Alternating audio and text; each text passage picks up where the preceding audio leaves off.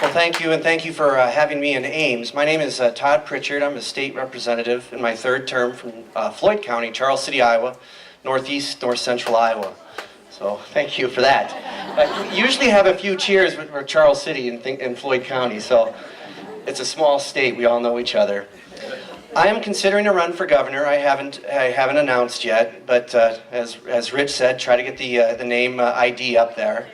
I grew up in Davenport, Iowa. My parents were carpet cleaners, grew up in the West End, kind of gave me a blue-collar background to politics, and it fits very well with the district that I represent in Charles City, home of the first gasoline tractor factory, where we lost 3,500 jobs about 25 years ago when the farm economy collapsed and we lost the Oliver plant.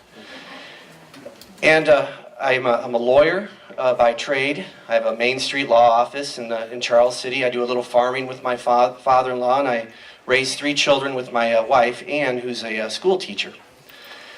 And what I want to talk about tonight in my 3 minutes, and probably 2.5 now, are Iowa values.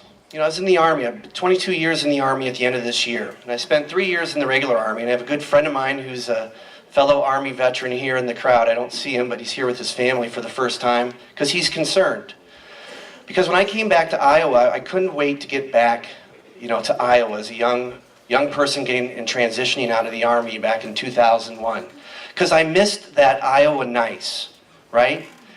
We all know what we mean by Iowa nice. It's that neighborly, that no matter if you know them for 30 years or 30 seconds, you treat them like a human being and a neighbor and a friend, right? But I ask you, if you look at the agenda that we're fighting in the Senate and in the House right now, are those values Iowa nice? No. Where's the compassion when we take away collective bargaining and workers' comp? There's no compassion. And I ask you, where's the ability to provide equal opportunity for everybody and equality when you don't fund public education, right?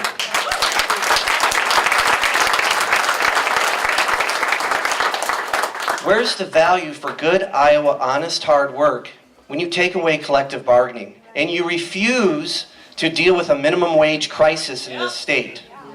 Those aren't Iowa values, and that is not Iowa nice. And so as I talked, I have 21 years and counting in the Army. When I was a young lieutenant, we were in a tough spot. We were in the desert in North Kuwait. And this is before the invasion of 2003. This is in 2000. And we had a large Iraqi formation north of us, and we didn't know what they were going to do, right? And my soldiers said, "Sir, what are we going to do? What if we do if they invade and there's so many of them and there's not many of us? What do we do?" And you pause, because I wasn't really ready for that question, but you say, you fight. We never give up. We don't leave a soldier home, and we get back to our families, and we fight until we get safe ground, right? And the party right now in the State House is in that same situation. Our backs are against the wall, and it's dark. And we have an agenda from a Republican regime that is not in line with Iowa values.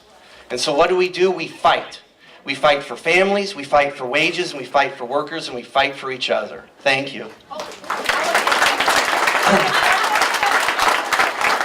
I will yield the balance of my time. So, hey, thank you again for having me, and I'll